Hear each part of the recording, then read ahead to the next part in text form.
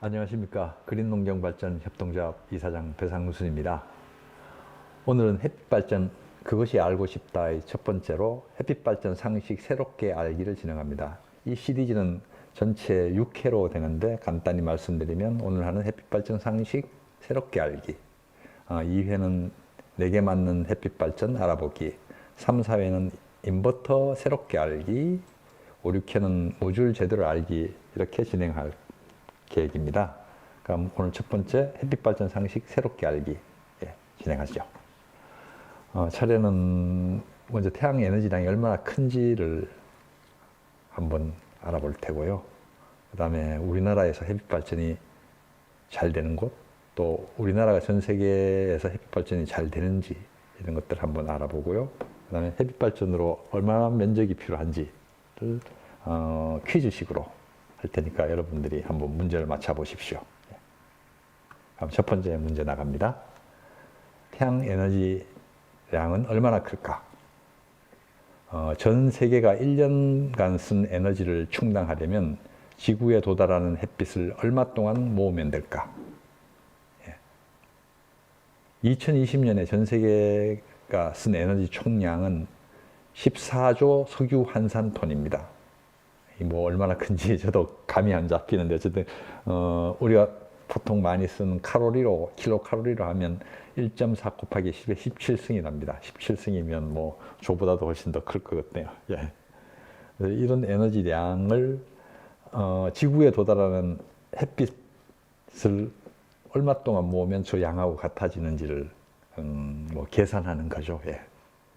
그러니까 지구에 도달하는 에너지량이 얼마냐 하면 제곱미터당 1366와트, 그러니까 1.366kW입니다. 이 대기권 밖에서. 근데 지구의 반경이 6,400km니까 뭐 면적이 나오겠죠. 예. 그래서 계산을 해보면 얼마 동안 모아야 되는지인데 한번 밑에 5개 선다형으로 해놨는데요. 한 달이면 모아야 된다. 아니면 일주일 정도 모으면 1조 14조 환산톤 우리 1년 동안 쓴 걸 다 쓸 수 있다. 하루다. 1시간이다. 1분이다. 뭐 이렇게인데. 그러니까 1년은 50만 초이기 때문에 1대 한 50만 정도의 차이가 있네요. 예. 어느 걸까요? 잠깐 생각해 보시고 제가 넘기겠습니다.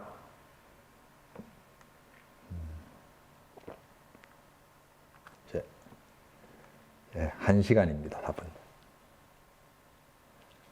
뭐 계산식은 여기 나와 있는데 14조 석유 환산톤이면 이걸 킬로줄로 계산하고 그 다음에 지구에 도달하는 에너지량도 뭐 지구의 반경을 곱하고 해서 하면 또 킬로와트로 계산해서 이걸 킬로줄을 이제 킬로와트로 나눠주면 그러니까 3,400초가 되는데 이게 이제 3,600초가 1시간이니까 거의 1시간이죠. 예. 그러니까 1년이 시간으로 따지면 8,760시간이거든요. 그러니까 지구에 도달하는 1년 동안 도달하는 것 중에 8,000개 중에 하나만 쓰면 지구가 인간들이 쓰는 1년간 쓰는 에너지를 충당한다는 거예요. 그러니까 햇볕 에너지량이 엄청난 거죠. 여러분 그 햇볕 에너지로 우리가 뭐 전기도 생산하지만 한편으로는 기후가 생겨서 바람이 일어나는 것도 있고 식물이 다 자라고 하는 거죠. 그리고 여기 들어오는 햇빛도 일부는 또 반사되기도 하고요. 예. 아니면 복사해서 우주로 다시 날아가죠. 예. 그래서 그 8,000개 중에 하나만 모아도 된다는 게 우리들 상식 이제까지 알고 있는 건 아마 다를 겁니다. 예. 그래서 이 8,000개 중 하나를 잘만 모으면 지구 에너지 문제를 해결할 수 있는 거죠. 그러니까 두 번째 문제가 있습니다. 그러니까 전 세계에서 우리나라는 햇빛 발전이 잘 되는 지역일까를 묻는 겁니다. 제가 5개 지역을 꽂아놨는데요. 서울, 독일의 프라이부르크, 그 다음에 도쿄, 그 다음에 저기 아랍에미리트 쪽에 두바이인가요? 그 다음에 미국의 LA 이렇게 있는데 이걸 순서대로 햇빛 발전이 잘 되는 순서대로 나열하라고 했는데 제가 이걸 고등학생 쪽에 강의를 하면서 했는데 한 6, 7분 만에 맞췄어요. 여러분도 잠깐 생각해 보십시오. 어디가 잘 될까? 뭐 1, 2위는 어느 정도 좀 알 수 있을 것 같아요. 예. 보여드리죠. 예. 1, 2위는 두바이하고 LA입니다. 그 다음에 3, 4위가 서울이 조금 앞서고 도쿄고 제일 못한 데가 독일의 프라이부르크입니다. 예. 여기 보시면 색깔별로 해서 발전이 잘 되는가 안 되는 걸 지도로 나타냈는데요. 지금 빨간 부분이 잘 되는 데고 이제 이 녹색에서 보라 쪽으로 가는 데가 잘 안 되는 쪽으로 되어 있고요. 우리나라 발전 시간을 하고 뭐 이제 다른 걸 한번 비교해 보면 우리나라가 어쨌든 전 세계적 색깔로 봤을 때도 이게 그 약간 노란색에서 주황색 거의 중간 평균 이상을 한다는데요. 보시면 사람들이 이제 두바이나 LA 쪽이 발전이 우리보다 햇빛이 더 좋고 날씨가 좋기 때문에 잘 된다고 판단하시는데 맞는 말씀인데 실제로 일사량만큼 차이가 나는 건 아니에요. 이 태양전지는 반도체로 되어 있어서 온도가 올라가면 이 효율이 떨어집니다. 우리 저 휴대폰이나 컴퓨터 같은 것도 온도가 올라가면 이게 느려지고 나중에 서버리는 경우가 있듯이 이 태양전지도 반도체로 되어 있기 때문에 그 안에 이제 전자가 흘러다니는데 온도가 높으면 방해받기 때문에 온도가 낮을수록 발전이 잘 되죠. 물론 햇빛이 좋을수록 발전도 잘 되지만 그래서 우리나라 상대적으로 온도가 낮고 햇볕도 그럭저럭 나오는 데이기 때문에 발전이 어느 정도쯤 되고요. 예를 들어서 프라이부르크는 온도는 우리가 조금 낮은데 햇빛이 안 좋기 때문에 1년에 햇빛이 한 1200시간밖에 안 나와요. 1년이 8760시간이고 밤낮이 있기 때문에 한 4000시간쯤 되는데 그중에 한 구름 끼고 뭐 이런 것들 다 제외하면 한 1000시간 정도인데 이제 두바이 같은 데 이런 데는 한 2000시간, LA 같은 데는 되죠. 서울 같은 경우는 한 1400시간쯤 되는데 그러니까 두바이가 서울의 한 150%쯤 되네요. 1.5배쯤 되는데 실제로 발전량은 1.3배밖에 차이 안 나요. 그거는 온도 때문이에요. 온도가 우리나라가 두바이보다 낮기 때문이죠. 예. 한번 좀 지도를 조금 더 넓게 한번 보면 예를 들어 우리나라 여기에 보시다시피 그 이 극동 쪽, 아시아 쪽하고 이 인도 차이나 쪽 이쪽을 확대해서 봤는데 우리나라 색깔이 보면 주황색이고 오히려 그 중국 쪽이나 이 베트남 북쪽 이런 쪽은 우리보다 못해요. 여기 뭐 1000시간도 안 나오는 데도 있어요. 우리나라는 1300시간으로 잘 나오는 측이고 심지어 일본보다도 더 잘 나와요. 색깔을 보시면. 일본 특히 동해안 쪽은 아마 이 편서풍에 의해서 비구름이 많이 갔기 때문에 잘 발전이 안 좋죠. 예. 그러니까 우리나라 한 연간 한 1300~1400시간이고 하루로 치면 한 3.6에서 한 3.8시간 정도로 발전이 평균 이상으로 잘 되는 지역입니다. 예. 자, 세 번째 문제는요. 우리나라에서 햇빛 발전이 잘 되는 지역은 어디일까를 한번 맞춰보십시오. 그러니까 다음 5군데를 순서대로 나열하는 거죠. 이제 북쪽부터 내려오면 북한의 삼지연, 그 다음에 서울, 그 다음에 경북 봉화군, 그 다음에 전남 신안군, 그 다음에 제일 남쪽에 제주도, 제주시죠. 아마 이 답을 맞추려면 제가 좀 전에 전 세계에서 얘기했던 것들의 뭐 일사량이라든지 온도 같은 것들을 생각해 보시면, 그다음에 날씨죠. 예. 해보면 차례를 맞출 수 있는데 이것도 제가 그 학교에서 학생들에게 고등학생들을 여러 번 했는데 이거는 조금 더 걸렸어요. 그래도 여러분 상식하고는 상당히 다르기 때문에 제가 이 문제를 낸 겁니다. 예. 자, 한번 보시죠, 답을. 1위가 삼지연이에요, 북한. 이 색깔도 보면 보듯이 그쪽은 약간 붉은색이죠. 거기는 한 1,400~500시간, 1,500시간이죠. 1년으로 치고 하루로 치면 4시간 이상 나오고요. 그 다음에 이 우리나라 한반도 남쪽에서 제일 잘 되는 데는 봉화 쪽이에요. 이 봉화가 이쪽이 소우 지역, 비가 잘 안 내리는 지역이고, 그 다음에 춥죠. 여기 봉화가 춘향목인가요? 양양인가? 어쨌든 봉화가 추운 데예요. 춥기 때문에 잘 되고, 그 다음에 어쨌든 날씨가 어쨌든 소우 지역에 비가 들어오고요. 햇빛이 좋죠. 그 다음에 제일 의외가 제주도죠. 제주도는 흐리지죠. 해양성 기후이기 때문에. 제주도에서 한라산 정상을 보는 게 1년에 한 달도 채 안 된다는 얘기가 있으니까요. 예. 그 다음에 서울이 의외로 잘 돼요. 서울도 비가 적게 오고 하는 지역이기 때문에 예. 어느 정도 날씨가 어쨌든 좋은 편이고요. 예. 그 다음에 신안군, 어쨌든 태양광이 요즘 많이 설치돼서 주민들한테 그 기본소득도 준다는 신안군인데, 염전이 이제 안 되니까 태양광을 바꾸는데, 여기 신안군도 서울보다는 못해요. 왜냐하면 신안군도 이 바다 쪽에, 서해안 쪽에 지역이기 때문에 아무래도 비구름의 영향이 크죠. 그래서 태양광 발전이 잘 되려면 날씨가 좋아야 돼요. 북한 이 개마고원 지대는 이 날씨가 좋죠. 비구름이 한 1,000m 가면 다 비로 내리고 위쪽은 날씨가 맑으니까요. 그 다음에 온도가 낮아야 돼요. 아까 제가 말씀했듯이 반도체 특성 때문에. 그래서 추운 데가 잘 돼요.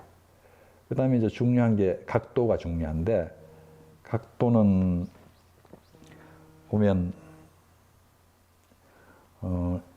위도보다는 약간 낮죠. 서울 같으면 37도, 8도인데 한 30도 정도가 좋고, 제주도는 뭐 33도인데 한 25도 정도가 제일 좋죠. 그다음에 뭐 정남향이면 제일 좋고요. 예.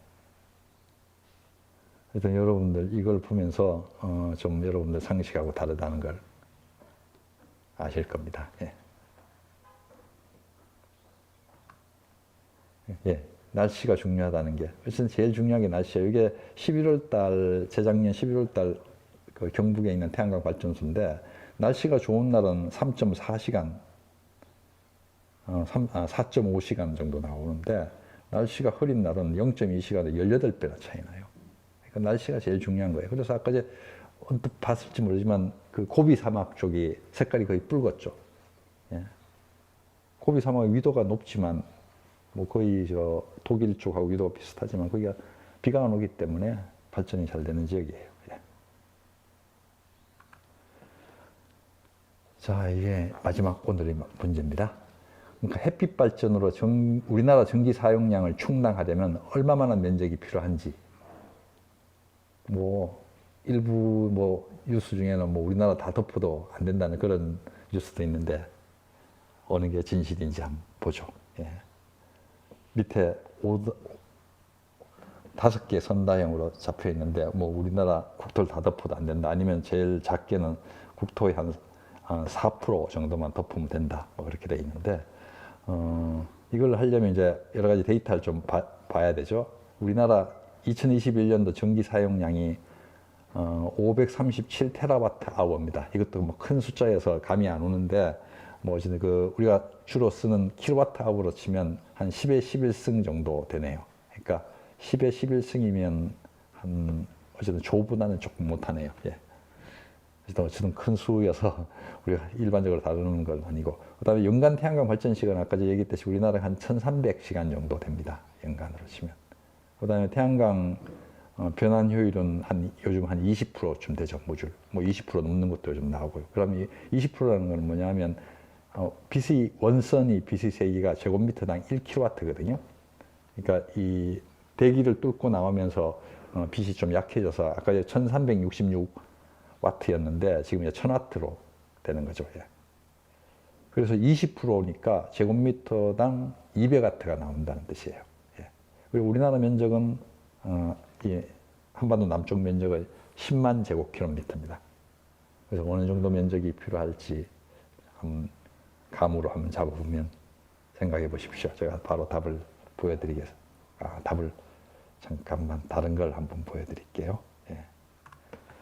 이게 뭐냐 하면 우리 국토의 3%를 정도 확보하면 320기가와트를 설치할 수 있다고 해요. 이게 2021년 8월 달에 한국태양광 산업협회에서 태양광을 지목별로, 그러니까 뭐 대지나 공장 용지나 이런 것들 다 하나하나씩 따져가지고 했을 때 얼마나 태양광을 설치할 수 있는지를, 뭐 예를 들어서 대지 같으면 대지 면적이 한 11% 정도를 설치한다. 공장 면적은 조금 그걸 한 2배 가까이, 한 지붕을 덮다시피 하면서 한 전체 공장이 한 20%를 덮는다라든지.